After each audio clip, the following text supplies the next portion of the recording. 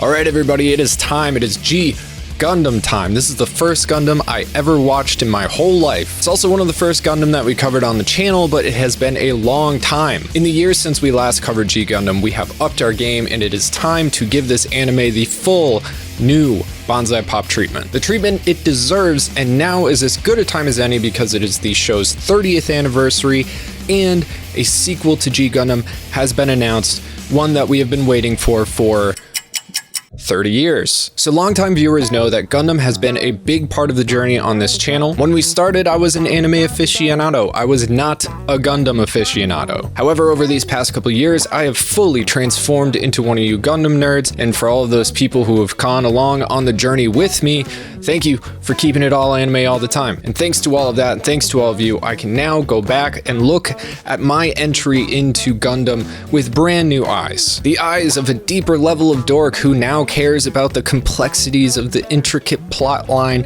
that is Gundam. The politics and the philosophies of this series that now occupy a huge part of my brain rent-free, and I can't get rid of it. I don't understand, bro. This is space I could use for more important things than memorizing the specs of Mobile Suit Thunderbolt Full Armor, which may or may not even be canon. But before I scare all of you away like my alternate universe Tinder dates, I gotta tell you, Gundam is about as far away from traditional Gundam as you can possibly get. Yes, rather than a century-spanning space opera science fiction epic, Gundam is a shonen battle anime. It is the popcorn of anime, a genre run by the power of friendship, prepubescent testosterone, and the naivety of young men who haven't realized yet that their names are basically written on the side of bombs that are dropped on innocent people. So without further ado, and relatively subtle references to the experience of the American left, I invite you to take everything that I've taught you about Gundam and throw it out the window, because you're not going to need it. No, we are diving into Gundam's first effort to step away from its universal century home plot line into a new alternate universe. This is the future century, a timeline occupied by only one series, Gundam. I'm going to be covering everything: conception, history, story, impact, and wrapping it all up in a nice little bow for new viewers and longtime fans. So rejoice and enjoy this definitive video on Gundam and its absolutely legitimately insane story. Remember to keep anime weird, and let's get started. Gundam Fight all set, ready, go!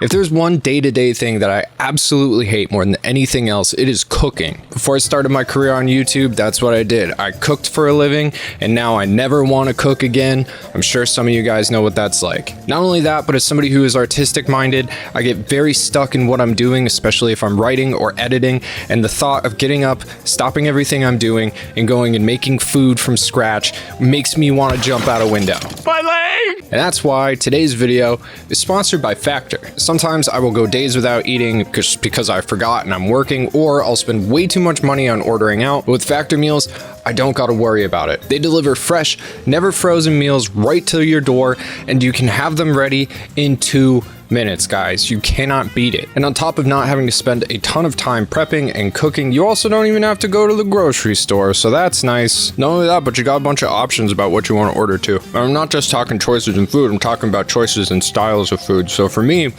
I'm on a diet. I've been on a diet. I lost like 25 pounds this summer, so I got the calorie conscious one.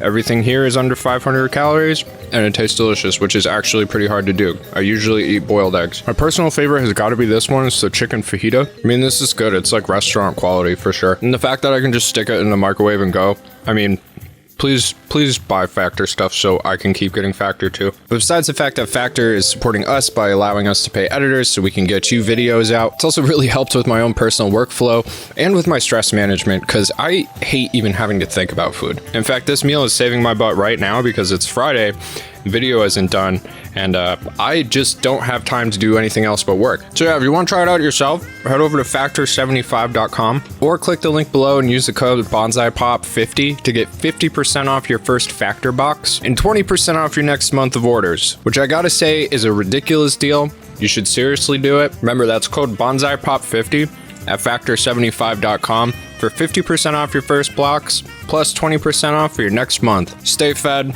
keep me fed, help out the channel, and appreciate you. Thanks so much, Factor. Alright, so imagine this. You've spent the last, 16-ish years creating an insanely complex science fiction universe centered around the concept and effects of war. You've nurtured a dedicated fan base so secular that they aren't even necessarily fans of your broader medium. You have launched a model kit franchise that 30 years from now will be the absolute biggest in the world, but your latest experiments just have not been hitting the same. I mean, hell, you started in the late 70s. It is now the rip-roaring 90s, my guys. The kids are jaded and cool, and they're wearing terrible fashion and listening to grunge and butt rock. They got wallet chains and eyebrow piercings. Gotta admit, it's time for something new. Maybe your giant sci-fi epic is a little too complex for normies to get into at this point. You gotta take it back to something simpler. You gotta make a shonen battle anime. Yeah, you might risk alienating your incredibly nerdy core fan base, but think of the potential and the money. I mean, what do people love the most about Gundam? The Gundam. Duh. You see, usually you have, 4 or 5 Gundam tops in each series that you create. What if you made a series that was just, oops, all Gundam? You know, with the occasional jobber mobile suit. People will love that. Do it. And that is how you end up with 1994's Mobile Fighter G Gundam. Not Mobile Suit, Mobile Fighter. This is all about the fighting and the Gundam. But you cannot have that in your already established universe. It just wouldn't make sense. Gundam are too special in that world, too unique as technological linchpins that tip the tide of war. Instead, you gotta create a world where Gundam are the norm. Enter the future century. This will be the first in Gundam's many spin-off universes. Love it or hate it, G Gundam was the first innovation in that direction, and if you entered the Gundam universe with Wing, Iron-Blooded Orphans, Witch from Mercury, all of those also exist in alternate timelines, not the universal century. In a lot of ways, G Gundam helped you get into Gundam as well. However, unlike those other shows which tend to be just as complicated as the main universal century timeline itself, the future century is snack size. G Gundam itself starts in FC 60, so you only got 60 years worth of lore to catch up to before you can start episode 1. So let's do that. Let's work our way up to the present. The birth of the future century starts in FC 1. Look, I literally have to spell things out for people, okay? Just go check some of our comments if you want to lose faith in the collective intelligence of our species. Anyway, FC1 marks the time when the ruling class of Earth leaves the planet to create space colonies for their respective nations, all called Neo America, you get it. This is the potential future where Elon Musk gets his wish and he and all of the other Hitlerian billionaires flee the dirty peasantry to live a clean, sterile life in space. Eventually, the majority of Earth's population finds their way up there as well, though, because being king turns out to be not as fun if you don't have people to lick your boots. At the same time, mobile suits are being created because why would you not keep manufacturing weapons? Being king isn't as fun if you aren't trying to massacre or ethnically cleanse populations. Duh. So naturally, when you have new shiny toys, you want to use them. So a war breaks out on Earth. This is the Earth Chaos War, which furthers the devastation of the planet and the people left there. And so, like the benevolent space gods they have become, the rulers of the space colonies come together to stop the war and create the UCF, which stands for the United Colonies Federation. This new NATO-esque alliance took control of Earth from their lofts in space, each one running their respective nations. But since these are humans we're talking about, a boom in weapons technology and testing on Earth creates a Cold War style environment. Weapons build up. So rather than do a democracy, the UCF do a tournament. So by FC6, the Cold War has started to heat up, and all of this weapons manufacturing and weapons stockpiling is looking like it's going to create another chaos war. Enter the Gundam Fight, a proposition to turn what inevitably would become a war into a competition, if you will. So instead of elections, every 4 years, a free-for-all tournament is held to decide the new ruler of the United Colonies Federation. Since each representative represents their nation's space colony and nation on Earth, the winner's country will lead essentially all of humanity until the next tournament. How dictatorial this is, I'm sure we'll find out, but that's the premise and the people love it, as long as they're not on Earth. The tournament will be fought with Gundam, the new weapons that have been forged over the past 6 years of arms buildup, and the fights will be substantiated by the UCF and follow their 7 articles, the rules and regulations of the Gundam Fight, which I have here just for you. 1. A unit whose head section has been destroyed is disqualified. 2. A Gundam fighter must never aim aim for the cockpit of an opponent's Gundam. Supplement. Accidental harm inflicted on a Gundam fighter during a match is acceptable, though it's not written. This also includes death. 3. A Gundam fighter may repair any damage to their Gundam as often as they desire and move on to the Championship League as long as the head section of their Gundam has not been destroyed. Naturally, this also covers modifications. 4. A Gundam fighter must take full responsibility for protecting their own Gundam, meaning a Gundam can be stolen or destroyed and that is on its fighter. 5. A match shall only be held on a one-on-one basis. 6.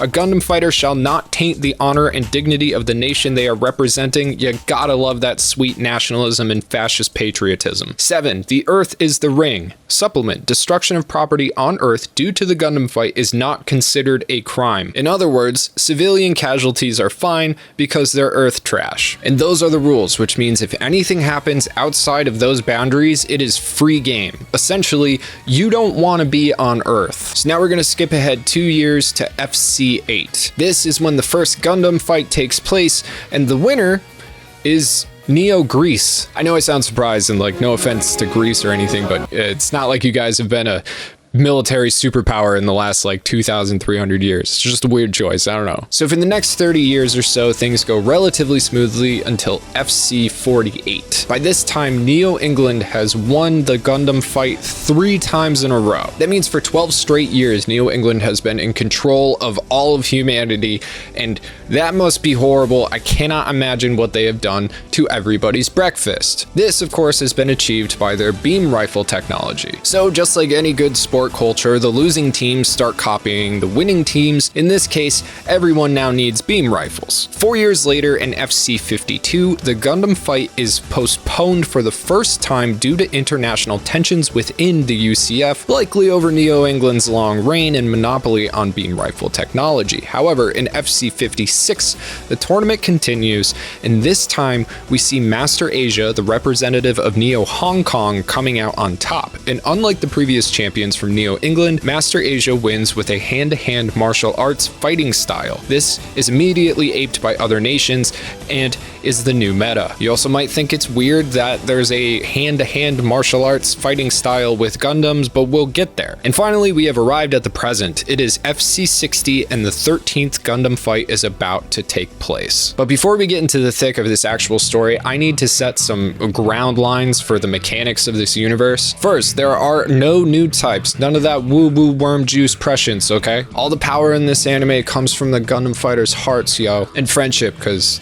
of course it does. Second, Gundams are not piloted by usual means. Instead of a yoke and throttle, future century Gundam are piloted using the mobile trace system, which I think is legitimately cool and innovative. This also gives us a great little magical girl transformation as the pilot gets wrapped in a very revealing skin-tight suit made of micro nanobots. Not only does this allow you to reveal the thickness, but also allows the Gundam to sync one-to-one with your physical moves. Basically, you karate chop, Gundam karate chop. You karate kick, Gundam karate kick. Also, I guess you can kind of like feel the Gundam's pain or something. I don't really know how that works. Not only is this super intuitive, but it also puts more of an emphasis on the pilot's physical skill and ability than anything we've seen as Gundam dorks before. And naturally, a lot of nerds really hated it. How dare you stamp on their tradition? Third, because this anime is inherently nationalist, each Gundam is also a physical representation of its respective nation. And since this is a Japanese production and Japan is historically isolationist and xenophobic as fuck, G Gundam is rife with some of the most goofiest and stereotypical mildly racist portrayal of other people, ethnicities, and culture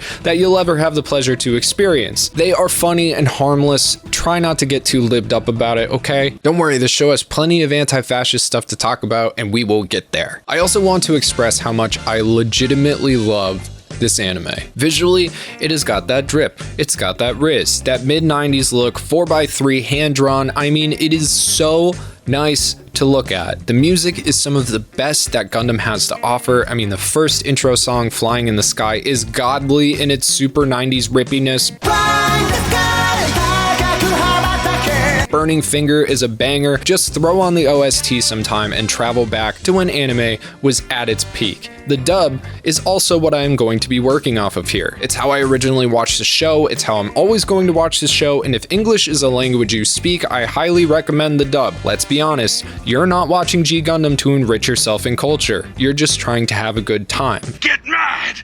Get mad! Get so mad, it drives you mad! And part of what makes 90s anime so delightful, especially the stupid ones, is these early dubs. The people who worked on these projects range from individuals just looking for a paycheck to weirdos who legitimately loved anime at the time. And when you put those two things together, you never know what's going to come out of that blender. Generally it's bad, but that badness is incredibly endearing. You gotta learn to love people. Now let's step into this absolutely bonkers story. The show opens up with Gundam falling to Earth like meteorites, and one lands off course in a tourist area in Italy. We see on the news that people of Earth simply have to deal with this shit. It's recommended that everyone within a 3-mile range evacuate the area. And G Gundam is definitely not what I would call a thinking man's anime, but when you actually do think about it, it's got some pretty crazy stuff. In a bar in town, we're introduced to our main character, Domon Kashu, Gundam pilot to the GF1307NJ Shining Gundam, potentially one of the sickest Gundam ever created, but we're gonna get into that in a bit. Domon is too cool for school. He's got spiky hair, a cape, fingerless gloves. Hey, fingerless gloves look awesome. No, they don't. An X-shaped scar on his cheek, and a Ryu-esque red hairband that is ridiculously long. He can also do flip kicks. Domon is currently poking around and asking people if they've seen the man in the picture he's carrying around. But within 6 minutes of the show, he's already kicked the asses of an entire gang of thugs. That's how cool he is. He is so cool. He will melt your damn face off. Don't forget it. After kicking an outrageous amount of ass, Domon is quickly arrested under suspicion of being a Gundam fighter, not for hurting other people. He also gets his face smashed into pizza because it's 1994 and we all just want to get out of our hometown and eat pizza with our bros, and also because it's Italy. These cops though just want the Gundam fighter to get out of their area so their home doesn't get demolished. Note the class divide here between Earth citizens and mobile fighter pilots, but eventually Domon is bailed out by his trusty sidekick and mechanic slash doctor Rain Mikamura. More on her later, she is a fan favorite, but what's important right now is those asses that Domon so thoroughly kicked belonged to Miccolo, Italy's Gundam fighter and ex-mob boss who does whatever he wants, because, you know, it's Italy. The kids explaining all of this to Domon are upset and ask why such a scumbag could represent them on the international level, and here is where we get the first hilarious line with the most excellent delivery from Domon. Italy is represented by a mob boss, quote, because he's strong, unquote. Say more by saying less, guy. So naturally, Miccolo shows up, also looking too cool for you with his long red hair and comically large punk spikes. He also somehow has laser kicks, but they're ineffective. And just to show how bad he is, he kidnaps a child with the first Gundam we actually get to see, Neo Italy's Neros Gundam. You see, it's Italian because it has a Centurion helmet. And this is going to be a thing and stay a thing. Get used to it. Unfortunately, the GF13055NI Neros Gundam is sporting old beam rifle hardware, 16 beam rifles to be exact for some reason, when we all know the new meta is Kung Fu. But Gundam Nero luckily is good at doing kicks, and like Miccolo has naturally, Neros also has kick beam things. So Miccolo takes off with the little girl, and Rain tells the kids that she's gonna bring all of this up to the commission, but Domon counters it by saying it's not gonna make a difference because kidnapping isn't in the fight regulations, so nothing will get done. When the kids ask what's going to happen to their friend, Domon says, it's not my problem. Domon doesn't give a shit about nothing because he is cool, and you better not fucking forget how cool he is. Oh my god, he's so goddamn cool! So Domon goes to Miccolo's hideout, which is the Colosseum, because it's Italy, so of course it is. And the cops are there too, and they try to snipe Miccolo, who straight up kicks the bullet just with his foot. No big deal. The kicked bullet hits the rope which was holding the kidnapped girl. She falls and Domon catches her because he's not just cool, he's also the reluctant hero. Remember that. This of course makes Miccolo mad, so his entire gang fire their machine guns at Domon, who catches all their bullets with his bare hands. As the dust clears to reveal Domon in his super cool pose, the camera zooms in to highlight how he caught all the bullets, again, with his bare hands. Oh my god. You're forklift certified. I'm so sorry. I didn't mean to say that. And all of a sudden, a crest appears on his hand. As you can see, it is a heart with a 13 on it because the number 13 is very cool. There are 2 crossed swords and a playing card king. In front of them, a K is placed above the heart, and underneath the image, a banner says King of Heart 4711. This is all very mysterious and very cool. Apparently, that crest is also on the champion of the colonies, the King of Hearts, Domon, who is very cool. Finally, we meet the Shining Gundam. Domon goes through the very not sexual at all suit transformation. He does some punchy kickies and strikes cool poses, and this kicks off the first battle in the 13th Gundam Fight. For some reason, boxing ring ropes go all the way around the planet Earth. It's very special. So Miccolo does some of his laser kickies, but pretty soon we get the signature move from the Shining Gundam, which by the way is one of the only Gundam in this series that isn't super nationally coded, mind you. It kind of looks like a beefed up RX-78. Well, the move, my friends, is Shining Finger, and believe me, you do not want to get shining fingered. You may have those silver feet, but I've got these gold fingers! Created by Dr. Mikamura, Shining Gundam was designed as a balanced mobile suit that can faithfully reproduce the techniques of the undefeated of the East's fighting style. It has few fixed weapons and relies on close combat, preferred by Domon, who is the champion of the colony's martial arts. Very cool. And of course, because this is shonen, Shining Gundam has some kind of emotions drive, which powers it up based on how edgy Domon is feeling. It has a normal mode for normal fighting. Wow.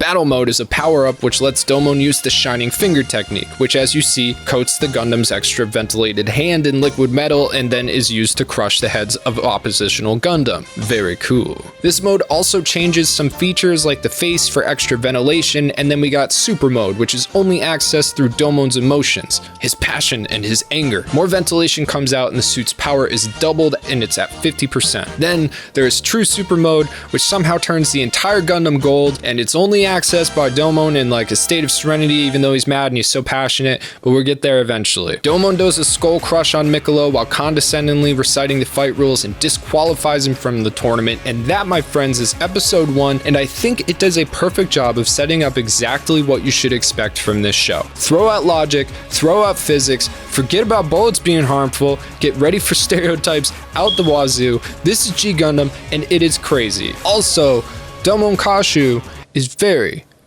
cool. Alright, there's 50 episodes of this series, and neither you nor I have the time for me to go over every single one of them in abject detail. And of course, since this is a shonen battle anime, not every episode is super important. That said, there is a lot of important characters and plot lines, so I'm going to do my best to do this show the most justice that it deserves, and cover everything that should be covered.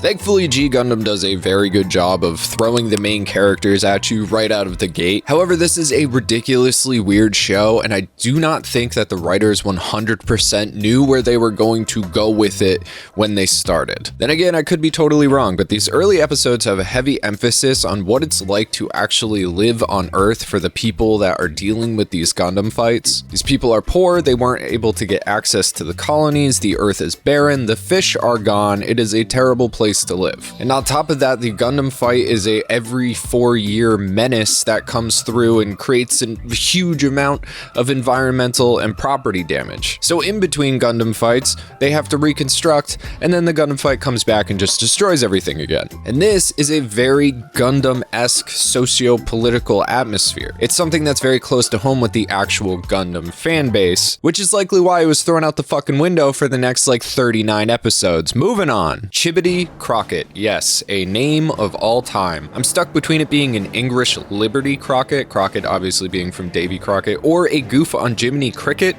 who is Italian. I don't really know. Regardless of the horrible preemie pre-birth mess of a name, Chibity is also very cool. He has purple hair with pink bangs, a leather jacket with pocket tassels, and tasseled jeans. He also chews on a stick and hails from Neo America, a giant floating star-shaped mass of land and space with a big Statue of Liberty on it. His mech, Gundam Maxter, has a football helmet, and its shoulder pads can come off to become boxing gloves. Obviously, this is pretty goofy, but he does have dual pistols, which are pretty sweet. I like a Gundam with dual pistols. Chibity is also shadowed by his Gundam team made up of 4 babes, known as the Chibity Gals: Shirley Lane, Janet Smith, Kath Ronnery, and Bunny Higgins, because they actually have names, yes. Domon, of course, is still looking for the guy in the torn picture he carries around and wants to know if Chibity has seen him, so instead of just asking, Domon busts into Chibity's title fight, punches him in the face, and challenges him to an actual Gundam fight. And instead of that happening right away, we learn that Chibity was a cool little orphan thief in the mean streets of Earth's New York City. And like a real American, he pulled himself up by the bootstraps in order to become the best boxer in the whole universe. And now he's a Gundam pilot representing Neo America, and his dream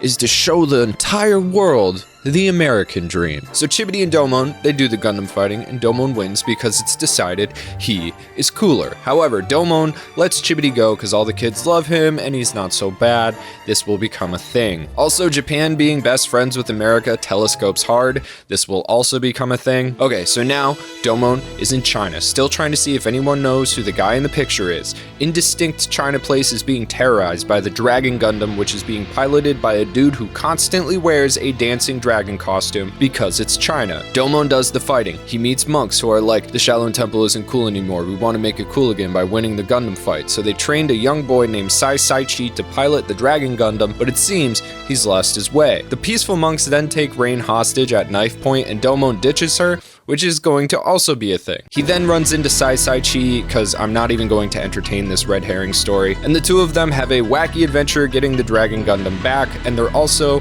by the Great Wall of China, because it's China. Sai Chi is basically another anime Son Goku type prankster, eats a lot agile kung fu kid. After the shenanigans, he and Domon do the fighting, and it ends in a draw. This is the only draw that Domon is going to have. Dragon Gundam has dragon arms and uses fire flags and breathes fire because it's a dragon. Domon gets Rain back and doesn't apologize because he's way too fucking cool for that. Sai Chi doesn't know the guy in the picture, and spoilers moving forward, nobody does. So Domon goes to France to interrogate George Descent, pilot of the Gundam Rose, who is not gay and not Gundam Kurama. George is about to fight the only black dude in the whole show who has no name and is fighting for a nameless country in a Gundam that wears a military flat cap, definitely not racist. Domon shows up out of nowhere and blows this dude's head off because he is very cool. But George refuses to fight Domon because George is fancy, and what Domon did was not fancy. Princess of French Maria Louise is down bad for George, who again, definitely is not gay, just fancy, and fakes a kidnapping with Rain to make George fight specifically for her so she can get a nut. There's also a bent-ass Eiffel Tower, which I think is very funny for some reason. I don't know, it made me laugh. Domon and George do the fighting. Gundam Rose has a rapier and also little rose drones that come out of its fancy cape. George then straight up tells the tied-up Maria Louise that he doesn't see her, only his opponent when he's fighting, because fighting is man thing, men. She just wouldn't get it. The match ends in a non-knockout victory, and George prances away with the princess after acknowledging that Domon has the potential to be fancy. Next, we find Domon in Russia, who has gotten himself locked in a freezing cold island prison because it's Russia. And it turns out this isolated prison is built mostly to hold Gundam pilots as a way to TKO opponents of Russia. It's political prisoners, because it's Russia. Also, the Russian Gundam fighter Argo Golsky is a prisoner himself because he used to be a space pirate. He has a bomb strapped to his chest, and if he's bad or disobeys orders, he blows up, theoretically. A fake escape is staged, and he and Domon do the fighting. Russia's Bolt Gundam is big, I guess. It breaks bone because Russia. Also, it has a flail, and the ball is one of its shoulder pads. It also wears a Russian hat. If Argo Golsky can win the Gundam fight, he will get freedom for himself and his friends because the power of friendship, but the match ends in another non-knockout victory for Domon. Argo and Domon respect each other because strong man is cool man. So now Domon has met all of his future friends, but none of them know who the person in the picture is. What is a super cool guy to do? Apparently the answer is to go back to the Neo-Japan space colony, even though per rules of the Gundam fight, you're not allowed to leave Earth. Whatever. Don't worry about it. But let's once again worry about it and realize that Domon's friends, aka Neo-Japan's friends, are the United States, China, Russia, and France. The former being the 3 greatest world superpowers, and the latter being France, which Japan fetishizes for some reason, I think it's the cookies and the maids. But I mean, come on, Japan, like, are you wish casting much? Anyway, Domon drinks some tea and passes out. We are now at episode 6, and this is actually a pretty important one. It turns this globe-trotting weirdness into an actual story for a second that has 100% nothing to do with the plight of Earth at all. The knockout tea puts Domon into some kind of trance where his Neo-Japan background team is able to see his memories, even though some of them he wasn't even there for. This has been designed by Karuto, the chairman of Neo-Japan's Gundam Fight committee, and a person who stands to become prime minister if Domon wins the Gundam Fight. Definitely no conflict of interest here. He's accompanied by Ulube Ishikawa, who at this point is just the Gundam guy with the mask that every Gundam series has to have. Also, Rain's dad is involved because he does science stuff. Karuto is rightfully pissed that Domon keeps not knocking out his opponents. Now, Domon in his mind has just returned after 10 years from his super cool martial arts training and becoming the space kung fu champion and becoming the King of Hearts. He's having a nice dinner with his family who missed him very much. This includes his brother Kyoji, who was the guy in the photo this whole time that nobody knew, and Rain, who he's been friends with since he was a kid, who is actually physically there in the present for some reason. She's also not stoked on what Neo-Japan is currently doing to Domon. You see, Kyoji and Domon's dad were working on a project while he was gone, doing all the super cool things he did. The whole family then goes down to the workshop to see what that is, but it turns out it's a giant, totally not evil Gundam Centaur looking thing that can apparently do anything. It is called the Dark Gundam in English and the Devil Gundam in Japanese. It's definitely not evil, very chill. All of a sudden, soldiers show up and just murder Domon's mom because Kyoji and Domon's dad are suspected of treason, and turns out they were right because unbeknownst to dad, Kyoji is a bad man. Kyoji escapes with the Dark Gundam and Domon's dad is put in permanent cryostasis. So with his mom dead, his brother a pseudo-Benedict Arnold, and his father in permanent cryostasis, Domon is in a prime spot to get manipulated into becoming the Gundam fighter for Neo-Japan in order to find and eliminate Kyoji, win the tournament, and unfreeze his daddy. But like I said, Domon wasn't actually there for any of these events. He came back from his training the day after all of this happened. This incredibly traumatizing experience that he's going through right now was cooked up by Neo-Japan in order to make him feel even more resentful for his brother in hopes that he would actually be willing to kill him, and at the same time enrage him enough to unlock the Shining Gundam's super mode, which is literally Super Saiyan Gundam. No, I am not shitting you. I briefly mentioned it earlier, but Shining Gundam has an emotion drive, because shonen and fighting spirit and the power of feelings and all that. Remember everybody, all you need to stop global fascism is a lot of feelings. Why protest and be a body out around the colleges fighting for the freedom of a people undergoing genocide when you can just simply sit at home and, really feel like you wanted to stop? Sorry, back to the totally non-political Gundam anime. Thanks to this weird memory simulation system, we learn that Domon is just too much of a brother lover to hurt Kyoji. That is until Rain gets involved. Remember, Rain is real in this situation, and her potentially getting hurt is G Gundam's Krillin dies moment, which pushes Domon over the edge to go Super Saiyan, I mean super mode. I will say, the one thing that Goku really got wrong was not having an awesome saying every time he uses a super move. Play the clip. This hand of mine glows with an awesome power! Its burning grip tells me to defeat you! Shining Finger Sword! Classic. Also, just in case you started to think that Domon wasn't super cool, turns out that he had figured out this mind manipulation and knew it was a trick because he is super smart, which is in fact super cool. So now we know what's up with the larger story. Yes, Domon is out to win the Gundam fight in order to free his daddy from Freezy Land, but he also is tasked with bringing down his own brother and destroying the Dark Gundam. The Dark Gundam itself is essentially an AI singularity. It can self-multiply, self-repair, and self-evolve, and it has crashed down to Earth. Nobody knows where it is, but any day now it's going to completely come back online and begin its genocide and takeover of not just Earth, but the space colonies as well, which is the perfect time for the show to swing off into some completely unnecessary, pointless, yet very funny episodes. Episode 7 just starts off with one of the best shots in all of anime. This is Neo Mexico, which as you can see is a floating space umbrella with giant cactuses growing out of it, because of course it is. This episode revolves around some young Mexican kids wanting to see the ocean and their brothers and sisters, and the sister gets sick and they go down to Earth, and naturally Domon is of course in Mexico, so is Chibity, who is basically Domon's #1 rival slash bestie out of nowhere. He's chilling on the beach with his babes because he is very cool. This episode itself is not important at all, but Chico and his Tequila Gundam, no, I am not shitting you, it is Tequila Gundam, are great. Tequila Gundam also has a sombrero, just like the entirety of Neo Mexico. Its arms are cacti, and it has a fucking mustache. You cannot make this shit up, and just in case you forgot, it was a Mexico thing. Chico's trace suit also has a little sombrero on it. Moving right along, we get to meet Canada's Grizzly Gundam, which is basically a lumberjack piloted by an ex-space scientist turned lumberjack. It has axes. But yeah, to be honest with you, this episode is kind of a gem, and the character does come back later in the series. But essentially, Canada's Gundam fighter is out to murder Argo Golsky because he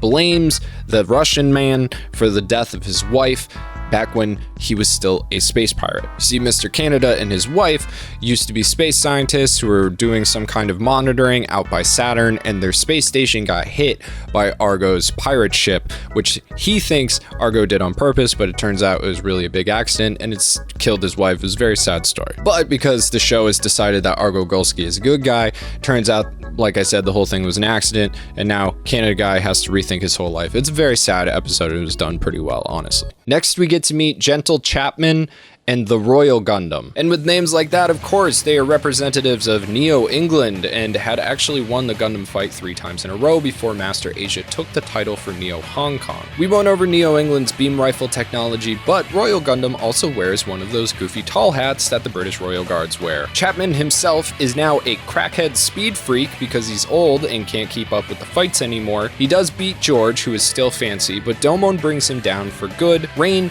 is also punched in the gut in this episode and taken captive, and this is not the first or last time that it's going to happen. And after having taken a solid 2-episode break from being the weirdest Gundam of all time, now we get a mummy Gundam and an episode with Sai Saichi. Basically, there's a mummy and everyone is like, ah, a mummy, and then the Gundam is a mummy and everyone's like, ah, a Gundam mummy, and the pilot of the Gundam should be dead, oh no. But it actually turns out that the Gundam and the pilot are drones of the Dark Gundam. It is a stupid episode, but it's the first time we see real life consequences of the Dark Gundam, and now we know that it is officially back online. So, of course, Domon goes to Turkey. There, an old scientist buddy of Rain's is sick and dying. He has been infected with DG cells after a conflict with the Dark Gundam. It's revealed that the Dark Gundam can actually infect living tissue with these DG cells, which rapidly take over the biosystems to create techno-organic zombies forced to do the Gundam's bidding. The DG cells can be purged unless they have hit the brain, in which case you are screwed. This is very sad and dramatic because Rain has complicated big feels about this man. Also, his Gundam,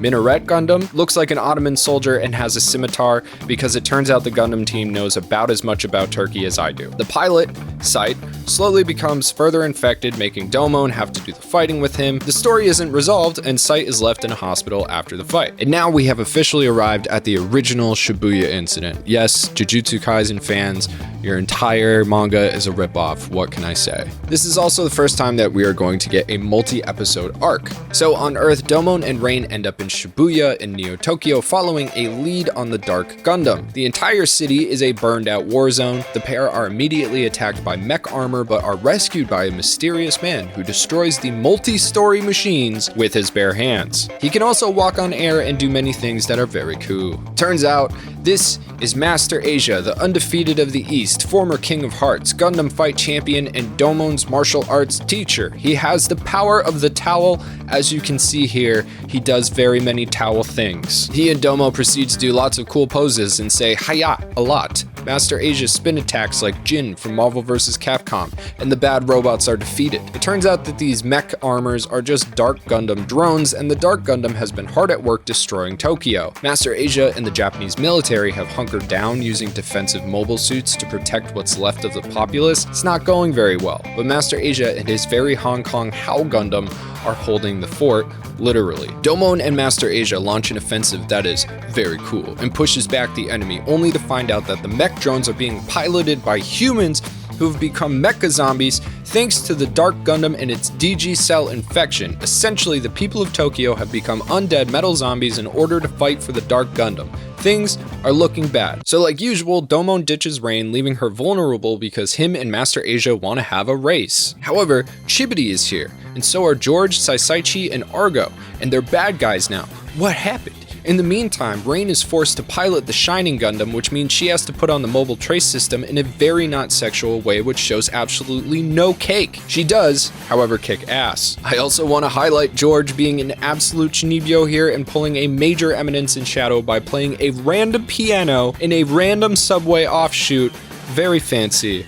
Very cool. Also, because you guys aren't stupid, obviously these four have been taken over by DG cells, which is making them stronger than usual and very evil. Then, a mysterious bad guy Gundam shows up. Domon enters the Shining Gundam with Rain, and the two of them do the fingering together. It's actually a pretty cool scene, and their relationship is a very slow burn, but this is definitely one of the key moments. Also, I gotta say the sexy sax that plays during it is amazing. Before we get anywhere near the resolution of the original Shibuya incident, I do want to highlight the narrator, who might be the best character in the show. He's just this guy who sits on a stool, he's got green hair and a microphone and an eye patch and a suit and talks about what's going on in every single episode, and then he just gets hype as fuck and takes his eye patch off, showing he didn't even need an eye patch. He's a big part of the character of the show, and I thought he deserved at least his own paragraph. But let's get back to whatever you want to call this mess. So Domon and Master Asia are back to doing the fighting with the vilified international super friends. Meanwhile, Rain saw some pretty lights and ended up in a lab where people are being kept in tubes and turned into DG zombies. All of the minor characters are being held here as well, so Rain rescues the Chibity gals, Saisaichi's guardian monks, George's butler, and Argo's handler, a character I also forgot to talk about because I'm an idiot. This is Natasha Zabigov. She tells Argo what to do. She has green hair, big titties, and constantly is branding a riding crop because someone in this production team has kinks. Anyway, everybody's saved now, but what about the big fight happening on the surface? Well, Domon is screwed because Master Asia was actually a bad guy all along. Remember the scary Gundam? Well, that's Master Gundam, and somehow Master Asia was wearing the How Gundam over Master Gundam, even though the two have very different frames. But don't worry about it because this is about to go from goofy to absolute bullshit. So, Domon uses Shining Finger, and then Master Asia uses Darkness Finger because he has that. The two are desperately trying to finger each other when all of a sudden 4 random Gundam fall down from space. Guess what? It's the rest of the Shuffle Alliance: Black Joker, Ace of Clubs, Queen of Spades, and Jack of Diamonds. They're all here to save the day. This is where we learn that the Shuffle Alliance are an Illuminati-esque group of elite fighters that observe and redirect the historic wars throughout all of time, passing their titles down to the next generation of elite battle people as time passes. They are here to defeat Master Asia, to recorrect the flow of history and rebalance the power in the world, so they and Domon clash with him and the other guys. Master Asia is using his talent best he can, and the other fighters are all after Domon. It looks like everything is lost, but then the Shuffle Alliance see their shuffle symbols in front of the International Super Friends, and it turns out of all the Gundam fighters in the whole universe, these 4 individuals that Domon didn't defeat are the Shuffle Alliance successors. Whoa, so the old Shuffle Alliance turn into spirits or some shit and then sacrifice themselves to somehow purge the fighters of the DG cells and return them to normal and bequeath their Shuffle crest, because I guess magic is a thing in this universe now. At least now we know that everything we thought we knew means nothing. And this is going to be a thing. Yes, remember those rules that I so eloquently recited for you at the beginning of this video? The same rules that all the characters have annoyingly recited in each Gundam fight up until now? Yes, they basically don't mean anything. They definitely don't now, and they are going to mean way less as we go further into this story. Regardless, the side characters are saved, the original Shuffle Alliance is dead, Domon fingers Master Asia hard enough for a victory, and now all the other guys are Shuffle people. Master Asia is not done, however, but there is a glimmer of hope.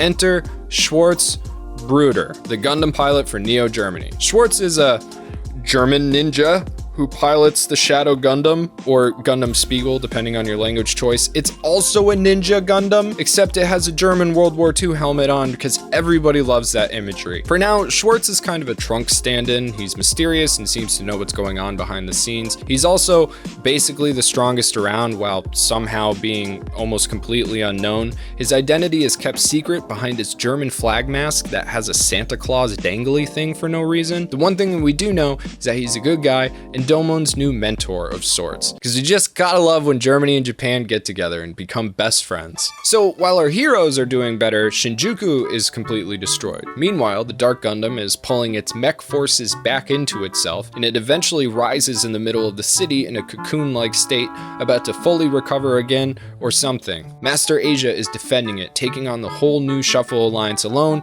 and soundly kicking their asses until Schwartz makes his debut. This allows Domon to attack the Dark Gundam. However, this evil robot steals the energy from his attack and completes its metamorphosis. It kind of looks like if a brontosaurus got crossed with an old potato and a Gundam head grew out of it, and then that Gundam head had another Gundam head grow out of that Gundam head.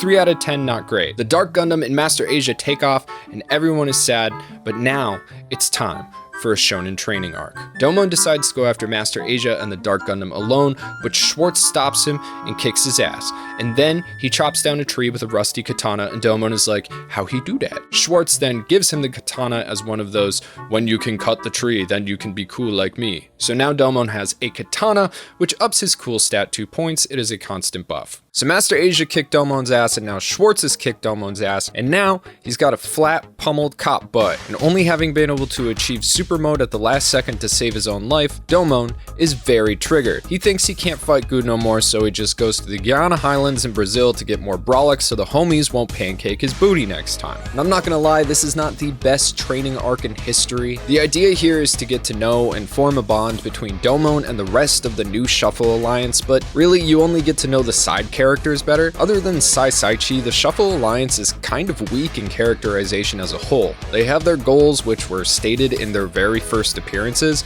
and they don't change. The only difference now is that they know the Dark Gundam is out there, and like Domon, they are all very triggered. Also, George Desan doesn't really have any goal except to win for his country and I guess now for the princess.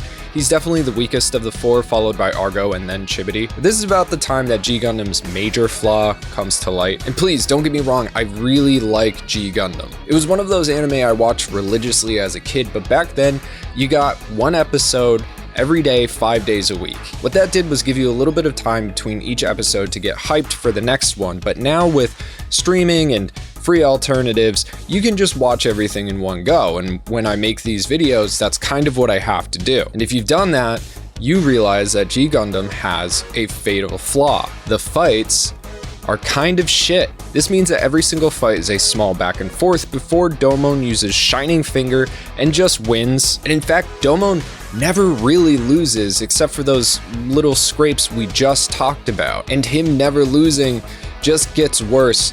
We'll talk about it later. But what this does is really take the drama out of any fight. The stakes are low to begin with, and the lore is generally either outside of battle or rushed in before Domon inevitably fingers the other Gundam to death. It's pretty rough, and the training arc is kind of the hardest part to get through. I know I've been goofing on Domon being so fucking cool that he's gonna melt the skin off your skull like the Ark of the Covenant, but they legitimately made him so cool that everyone else seems extremely lame in comparison, which makes it hard to emotionally invest in them. Also, the ultimate bad guy we're supposed to care about is the Dark Gundam. We have emotional investment in Domon finding his brother and stopping his machine.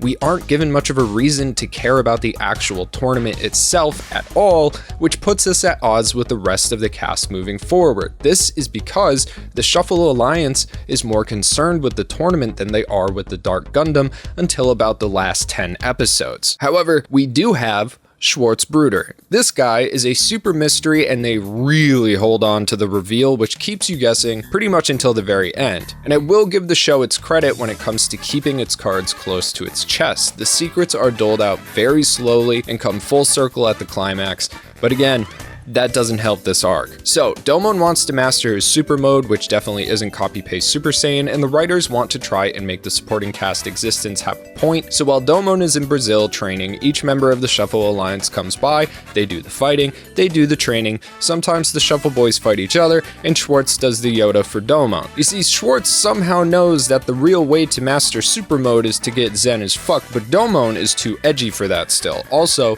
the Dark Gundam seems to be copying traits of the Shuffle Boys Gundams to merge into its zombie drones. The fighting is done with them too. What to note for this section is that the Gundam Boys are all very honorable and skilled and dedicated, and you should like them because Domon is cool and they're his friends, therefore making them cool. But once all the Shuffle Boys are officially together, Master Asia shows up, the fighting is done, Rain is in the robot again, she gets beat up, but don't worry, Domon can use the katana now, so everything is going to be just fine, except it's not, because he still hasn't fully mastered super mode. So the group gets together and forms a plot, because I guess they all need to get to Neo Hong Kong for the final matches of the Gundam fight, which we'll get into, but first, these nerds need to escape Brazil. So with everyone in Team Shuffle Boys working together, they cover the cardinal directions with minefields, because fuck Brazil, I guess. They do the fighting with the jobbers, and then Schwartz punches a waterfall, which lets everyone escape except Domon, who stays behind to face off with Master Asia because he's the coolest. Schwartz actually stays with him to try and get Domon to finish his technique, but Master Asia is trolling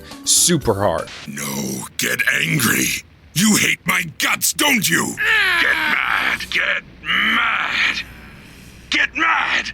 Get mad. Get so mad, it drives you mad! And Domon is feeding him like a noob, so he can't get all zenned out. Then, Kyoji pops out of the Dark Gundam and just starts laughing in Domon's face, so now he's twisted and triggered. As long as you let others stir up your feelings, you'll never become a true fighter. What's so funny? What's so funny? When you girls are done kissing, I've got some ass kicking for you! Meanwhile, Team Neo Japan is working to send down the Burning Gundam from space, and if you're wondering what that is, that's fine because it was never mentioned before. The Burning Gundam, or God Gundam, is an all-around upgrade from the Shining Gundam, which surpasses Super Mode in its normal mode. I'll get more into specifics in a minute. Alright, so Team Shuffle Boys have escaped to Neo Hong Kong and Domon is still in the struggle. Everyone is laughing at him and he can't take it because his ego is super fucking fragile. So he gets pissed off, which is exactly what the trolls want. Schwartz is doing his best to help but gets his ass kicked. After seeing that, Domon realizes that he's the only one left to stand out and be cool and instantly finds his zen. This is truly his calling. Max Super Mode is unleashed. So he starts smacking around Master Asia. Master Asia's hair turns white for some reason. Dark Gundam gets all wonky and starts blowing up. Then Master Asia sees Schwartz's face, but the audience doesn't, and he's like, "You're that guy," because it's anime. But now, Master Asia is triggered because his trolling backfired, and also because he's old and got his booty whipped by his own student. So they do more of the fighting, and both their Gundam get trashed, but thankfully Burning Gundam finally falls from space, so Rain puts on the Gundam crown, she's in Neo Hong Kong, and telepathically tells Domon to get into it. Domon ditches Shining Gundam, gets into Burning Gundam, and literally spikes Master Gundam into the ground like it's the last minute touchdown of the Super Bowl. He then flies into space and uses the space laser wrestling ropes to slingshot himself back down to Earth in a very shonen "you have 1 minute to get here, not Goku, hurry up" moment. Obviously, he makes it within his 1 minute timeline, and everybody is happy. Woo! He was harangued by like 4 floating lights near the coast of Hong Kong, but don't worry about it. Alright, once again, remember those rules that were so important that I so gently and carefully laid out for you at the beginning of this video? You know, the ones that dictate the flow of the show and explain how, you know, this Gundam fighter is going to fight his way up to representing the nation that's going to rule all of the fucking universe for the next 4 years. You can just throw all that shit out the window because what a shonen truly needs is a tournament arc. Even though basically this entire show was set up to be a tournament arc, now we need an official, a real actual tournament arc with the stages with the squares like Dragon Ball Z. So like I said, Neo Hong Kong is going to be hosting the finals, and if you didn't know there were going to be finals, don't worry about it, nobody else did either. So what are the finals? I don't really know because all the rules changed. The leader of Neo Hong Kong / Space Ruler Man, Wong Yunfa, does whatever the fuck he wants because he's Space Hitler and you gotta deal with it. But apparently now it is fine to directly strike the cockpit of a Gundam, which means it's fine to kill the other Gundam pilot. There also isn't a bracket that's ever shown or really an explanation on how getting to the final really works, because these aren't the finals, these are just the finals before the final. So what we're going to see is the Shuffle Boys and a bunch of goofy ass random Gundam doing the fighting, these goofy ass Gundam losing, and then the fighting again at another point. So I guess a loss also no longer counts like a loss until it does. Don't worry about it. In fact, don't worry about the tournament arc at all, because Domon instantly says that he's going to go undefeated and does so with almost zero issue. You know why? I mean, come on, at this point, you know why. But that doesn't mean this section isn't worth talking about, so let's talk about it. Including the Shuffle Boys, there are a series of other finalists, including Gentle Chapman and his Royal Gundam, and Mikkolo and the Naros Gundam. Yes, remember Mikkolo from the first episode? The guy who can kick bullets? He's back. And Gentle Chapman, the crackhead, the old dude, both fighters that Domon specifically knocked out of the Gundam fight, they're back. It's fine. Don't worry about it. Let's meet the other contestants. We got Zeus Gundam from Neo Greece. It rides a Gundam chariot and has wings and a beard and uses a lightning hammer. And honestly, it's probably the best design out of these, so let's go further down this hole. This is the Hurricane Gundam from Neo Holland. It's a windmill. That is all. You got Toro Gundam from Spain. It is a bullhead with a Gundam stuck inside of it. It also has a laser tail. Ah yes, Gundam Viking from Neo Norway. This one has a little Gundam boat and a Viking helmet. It's also got little boat shoulders too. Neo Nepal has a Mandala Gundam. It is a bell with arms. Neo Denmark has Mermaid Gundam. It literally transforms into a fish. Neo India has Cobra Gundam, which is a Gundam with like a snake on its back, which it uses for mobility and stuff. And of course, let us not forget Gundam Zebra from Neo Kenya. It is a Gundam with zebra stripes, and it uses a spear. Not a laser spear, just a spear. You also never see the pilot. Oh, and Grizzly Gundam is back as well, as Master Gundam and Shadow Gundam is here, piloted by Schwartz. This is also probably the best time to point out that Master Gundam rides a Gundam horse, except it's actually a horse in a mobile trace suit. I'm not shitting you, you cannot make this stuff up. G Gundam jumped the shark before episode 1 started. But the main focus is obviously on Domon and his new Burning Gundam, and I'm gonna be honest guys, Gundam specs are ridiculous, so I'm just gonna read right off the wiki. The GF13017NJ2 God Gundam, aka Burning Gundam, was developed by Dr. Mikamura almost single-handedly and customized for Domon Kashu. Even in normal mode, its power surpassed that of Shining Gundam Super Mode. In addition, it could achieve an even more powerful state called Hyper Mode. Its chest was equipped with Energy Multiplier System, a unique system that allowed energy to be refined in a similar manner to Chi. When piloted by Domon, the King of Heart emblem would appear on it. As part of a larger system, the Artificial Aura Generator, the 6 core lander wings on its back, which were named Dream, Illusion, Bubble, Shadow, Dew, and Lightning after a passage of the Diamond Sutra, and the 2 short antennae on its head served as magnetic field generation device, while the 2 long antennae function as intelligence gathering devices. When Hyper Mode is activated, the energy multiplier opens, the 6 wings deploy, and a ring of light appears on God Gundam's back, coating it in a magnetic field that improves its mobility through a full body magnet coating. And it's got special attacks. It's got Erupting God Finger, which is just Shining Finger. But then it has Heat End, second stage finisher performed after Erupting God Finger. With its hand plunged into opponent's body, God Gundam discharges all of its energy at once as Domon closes its hand, destroying the mobile suit from the inside out. And then you got Bakunetsu God Slash, or Burning Slash, a technique Domon develops to defeat the Neo Nepal guy. Focusing all its power into a single beam sword strike, the God Gundam charges forward and slices the opponent in half. It consumes less energy than God Finger, which is an energy releasing technique. And of course you got the final technique, which I'm going to go over a little bit later in the script. TLDR, Burning Gundam is cool as fuck.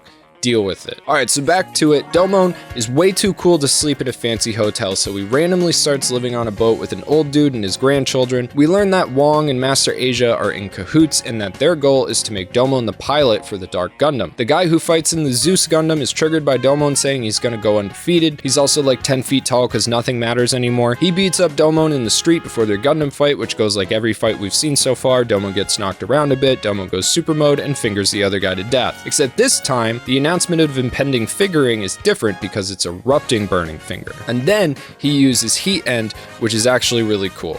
It's so cool that it completely blows up Zeus Gundam and some Japanese rap song plays for a second. Next, we meet Cobra Gundam's fighter. He's green and does yoga poses and rides a fucking snake, and it doesn't matter. Thankfully, Mandala Gundam and its fighter are a little cooler. The guy's like an assassin who's butthurt because he was blinded in a previous Gundam fight, so instead of fighting fair, he likes to kill his opponents out in the wild before his matches. matches. And during one of his flashbacks, we get to see a Gundam that was literally just an elephant. Don't worry about it. Unfortunately, the Mandala Gundam itself is goofy as fuck, but this is a really good episode. And the next episode is pretty good too. Saichi has to go up against the janky ass Mermaid Gundam, and that's not me being mean. The mobile fighter is actually kind of falling apart, but he meets the pilot's little sister, and they have this like kind of crushy star-crossed lovers thing going on. It's actually really sweet, and Mermaid Gundam turns into a fish, which is funny, but Saichi of course inevitably wins. Obviously he's the good guy, and in the end the pilot and his sister have to go back to Neo Denmark, so there's this kind of bittersweet goodbye, like promise we're gonna see each other again, blah blah blah. It's good character development for Saichi. It's a good episode. But now we're at episode 30,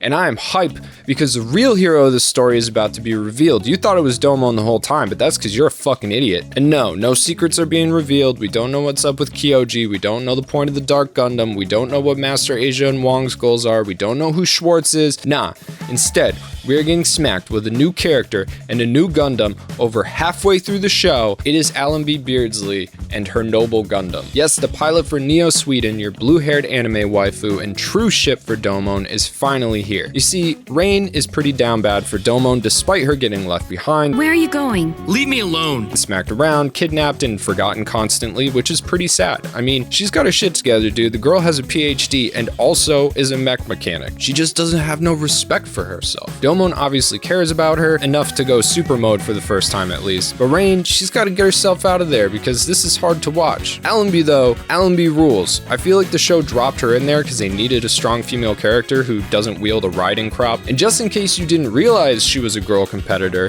Gundam Noble is a literal magical girl, high heels and all, and uses laser ribbons.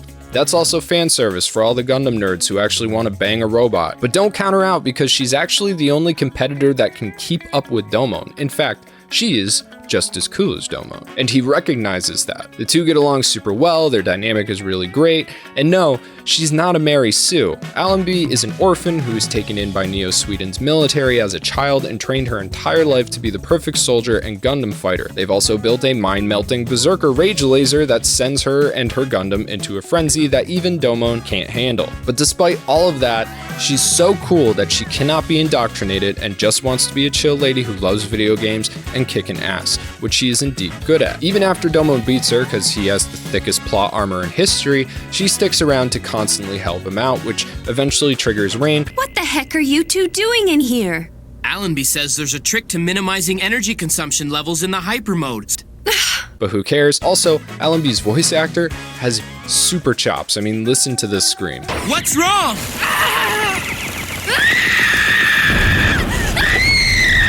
What's going on here? Are you trying to tell me I should ride you? And I know this is my profession, but I have to say that was an excellent segue into this next part where I talk about the English dub. So the next episode features Chibity, and we learn that he's afraid of clowns because when he was a kid, his mom was killed by clowns or something. And I'm sure the majority of our audience remembers this specific time period when G Gundam was coming out. But for those of you who don't, back in the day, America wasn't super sure that Western audiences were going to jive with anime and its Japanese ass themes. There was a ton of censorship, dialogue changes, whatever. For instance, there was no gay in Sailor Moon. Girls and cousins too. Amara, Michelle. Fantastic, you're the best cousins in the world. We're cousins. My cousin wants to know if you'd like to race her again. Which has a lot of gay. Sanji's cigarettes were turned into lollipops in One Piece. You lolly-sucking loser! Rice balls were called jelly donuts in Pokemon. Pika pika. These donuts are great. You get it. But one big thing US dubbers loved to do was take out all religious references in anime that came over, and G Gundam is no exception. There's a reason we know the Devil Gundam as Dark Gundam and God Gundam as Burning Gundam. But when you have people janking up scripts, you're also going to have voice directors janking up people's deliveries. And G Gundam I can no longer hide in the shadows and wait silently while you carry out these deeds. No, listen. is rife with it, which I personally think is great. So it's as I thought. This show is nothing if not sincere. As easy as it is to goof on it for trying to hit every shonen trope possible in the most ham-fisted way it can at legitimately every turn, the Gundam team were trying, and the American team were trying too. Precisely. Black Joker. And that makes all the difference between a good bad dub and a shitty dub. People were putting their all into this show, and it elevates the humor of it to a new level. Because let's be honest, the series is fucking dumb, okay? But when you put a lot of effort and a lot of sincerity behind something really dumb, you get things like The Room. Hi. Can I help you? Oh, hi, Johnny. I didn't know it was you. Here you go. That's me. How much is it? It'll be $18. Here you go. Keep the change. Hi, doggy. And the reason I'm specifically bringing this up now is because when Chibity gets all triggered by the clowns because he has to fight Jester Gundam, which is a clown Gundam that rides a unicycle, hopefully you aren't surprised anymore, Rain sings him America the Beautiful to calm him down. Above the fruited plain, America. Mommy. Which is cringe. So I was sitting there watching the show and I was like, I have got to hear a Japanese voice actress absolutely butcher America the Beautiful. This is going to be great. So I switched the audio to Japanese and sat there with great anticipation.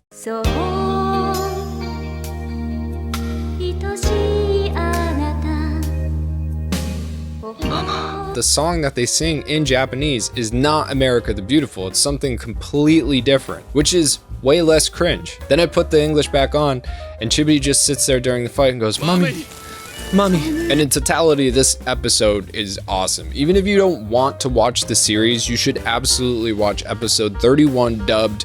It is classic. And of course, after Rain is done singing America the Beautiful to Chibity in front of the entire world, he wins his fight because he's cool and definitely not cringe, in case you forgot that when he was crying for his mommy. So all this time, Wong has been manipulating the Gundam finals, trying to force a loss on Domon, which cannot happen because Domon is the coolest guy in the entire universe. Fuck off. At the same time, all the goofy ass Gundam fighters we've seen so far are pissy after having their bottoms singed by Domon's fiery dopeness, so they get together to take him down and are led by Miccolo, who finally makes his full episode return, but now he's not just a jobber, he is a full-blown bad guy working for the greater machinations of Master Asia and Wong. And somehow his Neros Gundam can turn into a bird, aka soaring Raven Gundam, don't ask questions, and this puts Domon into a tough spot he's able to wiggle out of thanks to Allenby's advice during the match, not Rain's, which pisses Rain off. Not to worry though, Miccolo, everyone's favorite character, is not gone forever. I mean, of course you're gonna bring him back. Why create new characters when you already have a great one like Miccolo, am I right? So we also learn that Wong officially has the Dark Gundam in his hands at this point and is working to revive it once again to use it in order to cement his space supremacy. And next we get a rematch with George and Gentle Chapman, who like Miccolo is back, except I actually kind of like Gentle Chapman. It's kind of funny that he's a crackhead. But we also learn that he and Miccolo are infected with DG cells, which explains a lot more as far as Gentle Chapman is concerned. With Miccolo, you could just kind of assume he's an asshole, but Chapman left a little more to question. So during his fight with Nancy Boy George, the Royal Gundam changes into a big-ass Gundam that kind of looks like a Tonka truck, but George pulls out on top. And I will say, as far as the Shuffle Boys go, their matches aren't as assured as Domon's are. Argo, for instance, got beat by Allenby. It's just that nobody cares because the Shuffle Boys are weak characters. In like 2 episodes, Allenby shows up and overshadows them all for the rest of the series. Speaking of, in the next episode, Domon and Allenby have to team up in a tag match against Neo Malaysia's Skull Gundam and Neo Singapore's Ashra Gundam. They aren't significant or interesting. One vaguely looks like a skeleton and the other has a bunch of arms. What is significant is that Schwartz breaks into Neo Hong Kong's secret facility and finds out that they're hiding the Dark Gundam, and Rain is starting to get more pissed about Domon and Allenby getting closer. To make matters worse, despite being magnetized to the ring's floor with 2,000 times Earth's gravity, Domon's coolness breaks through and he and Allenby both do a burning finger because Allenby is so fucking cool, she can just do the burning finger. The two of them make a great team. It should have just been them for the entire series. This also makes Wong super butthurt, so he puts Domon up against the Shuffle Boys next, which means that the next 4 episodes are Domon fighting his friends. Does it matter? No, because Domon never loses, and apparently losing isn't a big deal anyway, because spoilers, the whole crew make it to the final. The only standout episode here is again the one with Saichi. Up until this point, he's basically just been a carefree kid who's good at kicking ass but isn't too serious, but compared to Chibity, Argo, and George, he has buckets of personality. In his episode, he finds a letter from his dad asking the monks that we've seen take care of Saichi the entire show to take care of him, so that Saichi can do what he couldn't and bring back the honor of the Shaolin Temple. This makes Saichi take what he's doing more seriously and gives him some character growth, which is desperately needed for everyone in the show at this point. There's also this vague implication that all of these shuffle matches are death matches, which, you know, they're not, but it all makes them achieve their own super modes. So now everybody can go Super Saiyan, and Domon can basically go Super Saiyan 2 because Burning Gundam has a hyper mode, not a super mode. Rain, of course, is getting more pissed about Domon and Allenby, and of course, Domon is clueless as to why, because Shonen, and Allenby says it's just the sarcasm of an old woman, which made me laugh because that's rude as fuck. So Domon is off doing his own thing when the Gundam piloting horse of Master Asia's shows up, and Domon is like, "Want me to ride you?" Wink. So he does, and he and the horse go to an island, and Master Asia is there, and they do the fighting. The fighting is done, but Dark Gundam heads start popping up all over the place, and the two get trapped underground. They argue a bunch, but then they work together to get out of their situation because, you know, they're master and pupil, and it's hard to bury that relationship. Also, Master Asia's hair isn't white anymore. Don't worry about it. The main purpose of this episode is to introduce the ultimate technique of the School of the Undefeated of the East, Sekiha Tenkyoken, which is a big punch or a palm strike, whatever. It's basically a Kamehameha. Domon learns it, which means he's more powerful than Schwartz now, whatever. Also, we finally learn why Master Asia is all evil and shit. So again, calling back to the beginning of the video when I was talking about how it was difficult to live on Earth for the people that were left behind, and it was kind of like this socio-political thing that, you know, tied in pretty decently with the rest of the Gundam franchise up until this point, and how that plight and struggle of the common people was basically just completely thrown out the window so Russian Gundam could fight Canadian Gundam. Well, I know it's been 39 episodes, but they're bringing it back. Also, G Gundam version of Let's Fighting Love. Play it. So Master Asia is actually upset about the state of the planet, and it's part of his motivation for taking control of the Gundam. More on that in just a bit, because first Domon has to fight Schwartz. He does, and he wins, because he's not the same as he was back then. Back then. Back then. Back then. Back then. Who could have guessed? Also, in this episode, Rain joins up with Schwartz and learns about the Dark Gundam. When he and Domon do the fighting, she's like, "Never mind, I'm on Team Domon again because I get my worth. I fixed the Gundam. It's my Gundam tool. That's my strength." Oh, Schwartz is also finally unmasked, and we learn that he's somehow Kyoji, even though Kyoji is still in the Dark Gundam.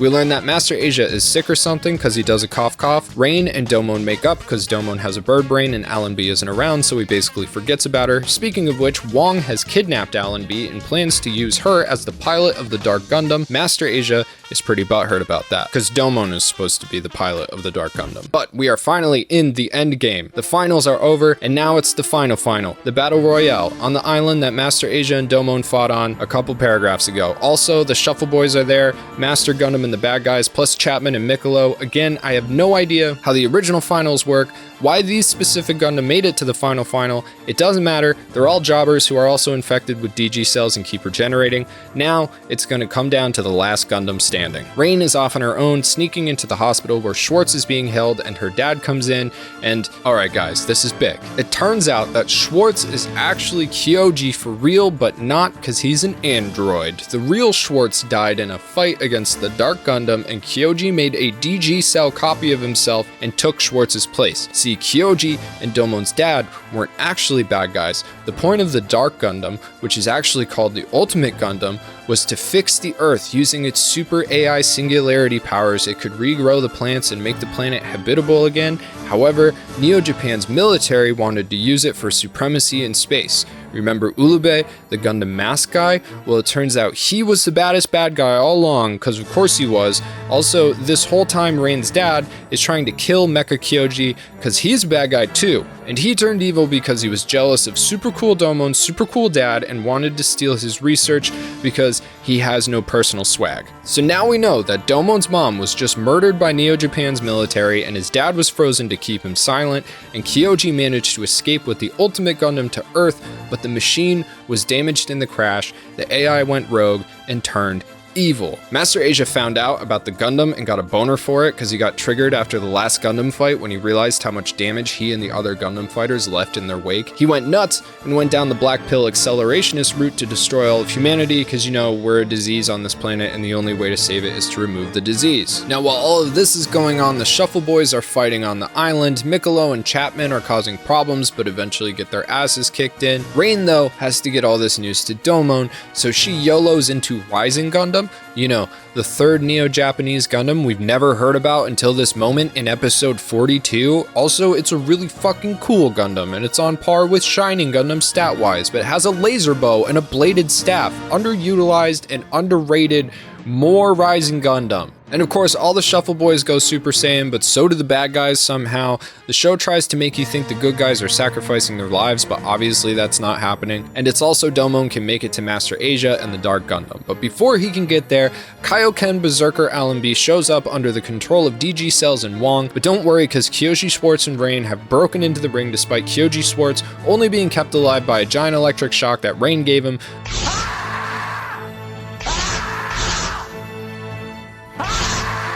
So now it's Rain versus Allenby. Let me remind you that Allenby is basically undefeated at this point, and her only real match is Domon in the Burning Gundam.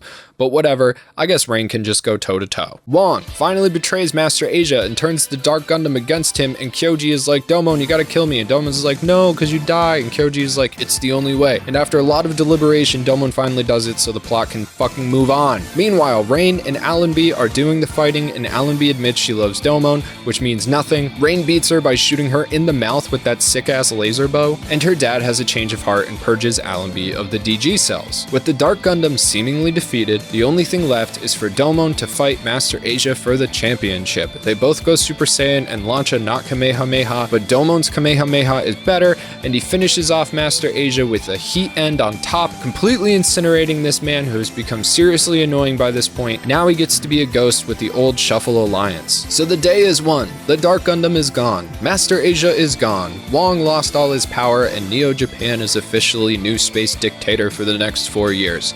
But there's still 4 episodes left.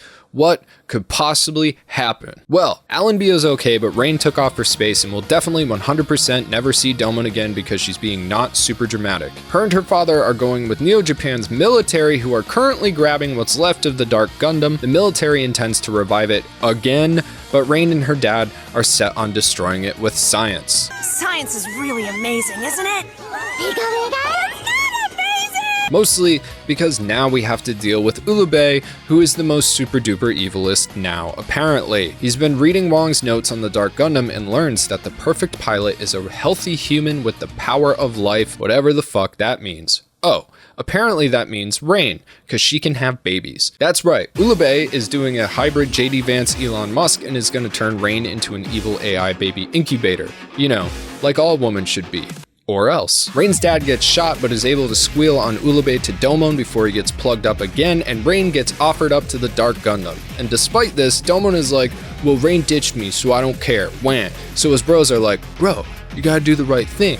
And all of a sudden, Domon decides Rain has always been there for him, so he gets in the Burning Gundam and takes off into space. Just kidding, Wong shows up in a Dark Gundam drone to take his revenge on Domon for ruining his life. Also, Domon rides the horse now, don't worry about it. Ulube then declares war on everything and everyone. Neo-Japan citizens get dragged underground into city-sized bomb shelters, and then Ulube goes and just starts shooting people on his ship for no reason, because I guess he's just the most evil. And to emphasize this, he announces to the universe that the Gundam fight is over forever and that Neo-Japan is going to rule said universe, so nobody's got to worry about it. Which, like, how did nobody think of that before? It's genius. And everybody's very upset about this. So Neo America makes the first move and fires their, I shit you not, Statue of Liberty space cannon at Neo Japan, which is ineffective. But Ulube is not going to take that shit, so he blows up Neo America. Then the Dark Gundam takes over all of Neo Japan, and if it sounds like I'm glossing over anything, I am not. This happens in all of 10 seconds. So now Domon has to fight a country-sized Gundam.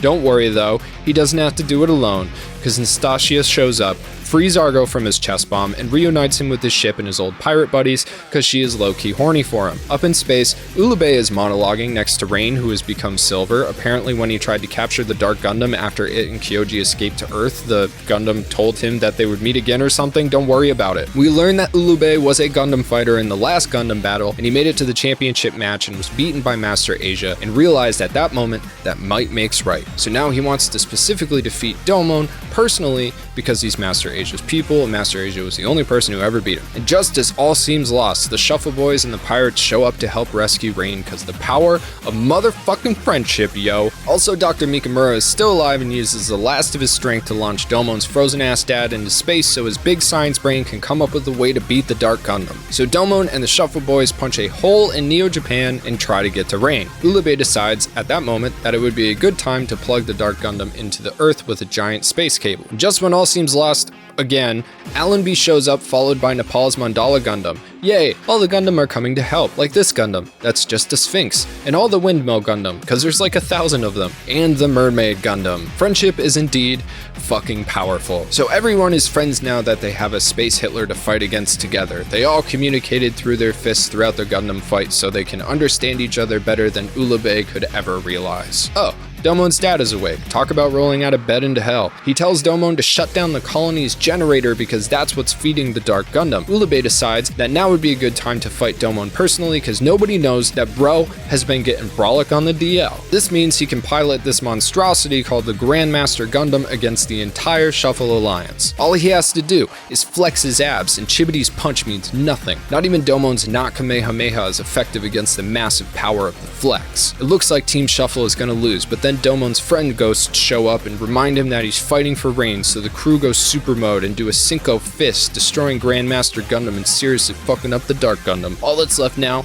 is to rescue Rain. But wait, Grandmaster Gundam isn't dead because it can self-repair and things definitely need to be dragged out a little bit longer. Domon is after Rain alone, leaving the Shuffle Boys behind to continue the fight against Grandmaster Gundam. He's punching things and yelling a lot. All the minor characters use the power of friendship to pilot the pirate ship and shoot stuff. Allenby and the other Gundam are fighting off the Dark Gundam heads and the power cords, and the Earth is being destroyed. Domon finally makes it to the core of the Dark Gundam where there's a little Dark Gundam to fight because fighting something the size of a country is hard to show. Rain is inside the smaller version, which apparently has an emotion drive like Burning Gundam, so Domon uses the power of friendship to tell Rain that this isn't her fault and that he cares about her, and I guess that's enough to suck her out of the Dark Gundam. They love each other now and do a double erupting burning Sekiha Tenkyoken. The Dark Gundam is finally dead. Somehow Neo Tokyo didn't explode, everyone is happy, and the Gundam fight is gonna go on, but it'll be better next time because we learned something. The end. So what did we learn as an audience? I don't really know because I feel like my brain is melting out of my fucking skull. One thing I do know is that G Gundam did not need to be as long as it is. 49 episodes is a ridiculous amount of time to tell a story like this. I'm also not totally convinced that the writers knew what their path to the end was when they set out on this journey. The difference between this series and the mainline Gundam universe is vast, and you can kind of tell there was a push and pull. It's obvious that the creators of this show wanted to have something that was more palatable for a younger and more general audience, something that could get people hooked into the concept of a Gundam without making them feel like they've been thrown into a ridiculously complicated universe that spans like 8 series and 100 years of lore. That after watching G Gundam, they might be willing to give the rest of the franchise a shot. But I'm gonna be real, I think they kind of fucked that up. I watched G Gundam as a kid, and after I finished watching it, I was really excited to watch another Gundam. So I went out and I tried to watch Gundam Seed, and I was instantly bored and I hated it because I was expecting more G Gundam, not Gundam. And I was exactly the kind of ADHD crackhead kid that G Gundam was made for. But it turns out that regular Gundam and G Gundam are just not made for the same people. G Gundam is legitimately melted, and that's fine. However, it'd be more fine if there wasn't a glimmer of what could have been. These snippets of the plight of the people of Earth, the inequalities they face compared to those who live in the colonies, the destruction that's still caused by the Gundam fights being comparable to the destruction of war, the idea that war is war even if you do it differently. It's all there and kind of a part of everything, but it comes out super flat when you have a giant robot flying through space on a horse with wings. And again, that doesn't mean that I don't like this show. In fact, I love this show. It represents a very specific moment of time, a moment in time where shonen was like the biggest thing, where Super Saiyan was the new meta, and other series had to adapt and learn how to compete against that. Around 1994 was also a time where it seemed like anything that a Japanese creator wanted to animate, they just got it greenlit. There was no idea too wild. The mentality was so fuck it. We were gifted with an almost limitless supply of bullshit like this. Very sincere, very fun, and very stupid. We've been on quite the Gundam journey over the past few years, and it's been really nice to return home to where it all started for me. And honestly, I don't feel like knowing what Gundam is really all about has soured my taste for G Gundam at all. Mostly because it's hard to even compare the two, because the DNA they share is so small it's almost negligible. G Gundam is Gundam, but it's also very not Gundam. But what I do love is when people go absolutely buck fucking wild on a project, and G Gundam is definitely that. You want an elephant Gundam? Go for it. You want a lady Gundam?